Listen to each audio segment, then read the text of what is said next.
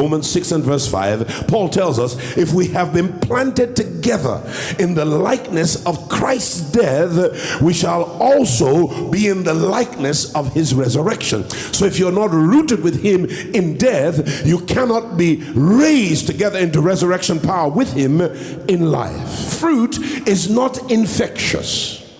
It is not contagious. In other words, you cannot get fruit by associating with productive people. You cannot get fruitful by associating with fruitful people, because fruit comes as a result not of association but of rootedness.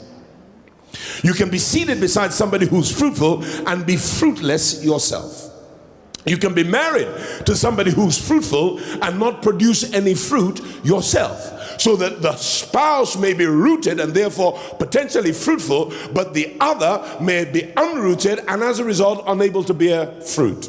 Because fruit does not come by association. Fruit is always the result of root.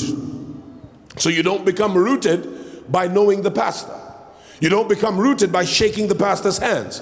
You don't even become rooted merely by coming to church. You don't become rooted by singing in the choir or preaching in the platform. You don't become rooted by becoming a deacon or a worker, though we hope that before you do any of these things that you are first rooted. That's why we take time in discipleship classes to ensure that you find the rock, so that you are rooted in the rock, which is Christ.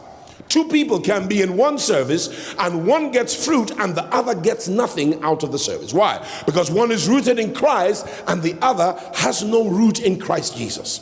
Rooted people come to church to feed the root. That's why we come.